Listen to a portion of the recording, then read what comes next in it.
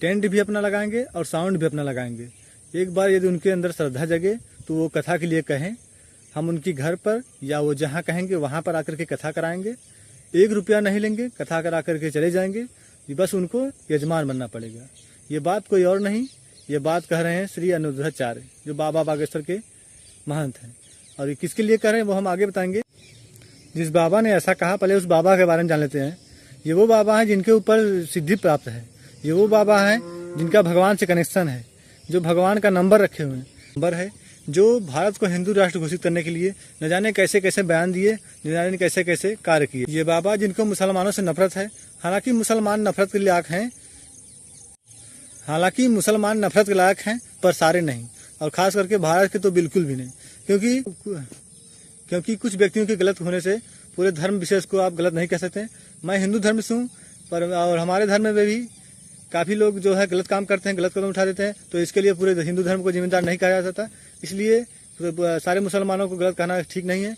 और ये बाबा पर आरोप भी है कि ये बाबा जो मुसलमानों से नफरत की बात करते हैं, इनकी बहन जो है वो मुसलमान से शादी की है। ये एक वीडियो जो वायरल हुआ है उसमें भी ये मानते हैं कि हाँ, मेरी बहन जिसकी शादी मुसलमान से हुई है।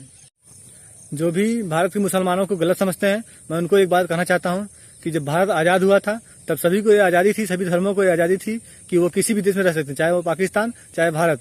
तो अधिकतर लोग भारत में रहना पसंद किए, क्योंकि जो भारत की मिट्टी में जन्म लिए, जो यहाँ पर पले बढ़े, जो भारत के लोगों को आदर्श मानते थे, तो भारत में रहना पसंद किए, चाहे वो किसी भी धर्म के। तो पाकिस्तान में सिर्फ मुसलमान ही गए और कुछ ही धर्म के लोग, हिंदू धर्म के लोग वहाँ।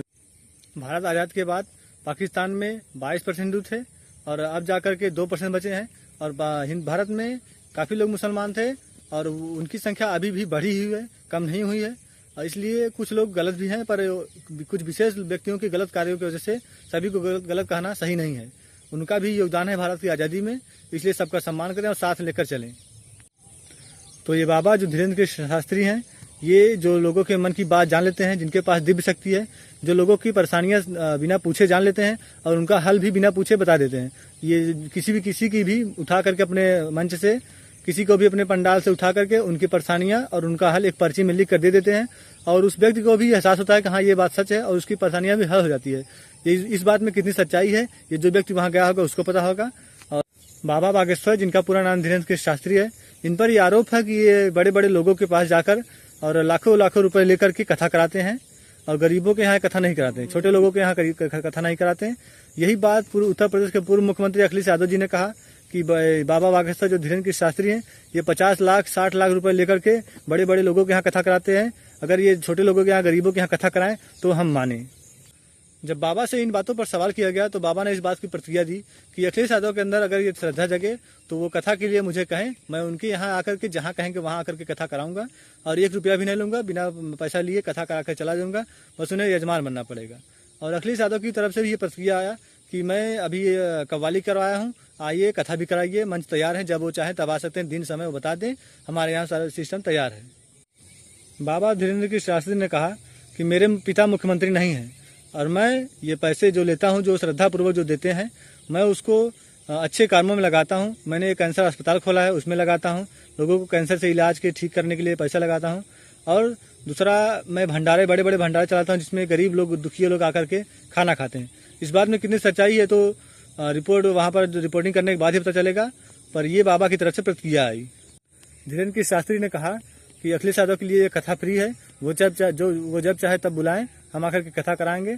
और अखिलेश यादव की तरफ से भी कहा गया है कि वो जब चाहे तब आ सकते हैं। दोनों तरफ से खुली चुनौती है और देखते हैं कथा कब कराई जाएगी। बाबा पर यह भी आरोप है कि बाबा हिंदुओं को डराते हैं, कहते हैं कि हिंदू खतरे में है।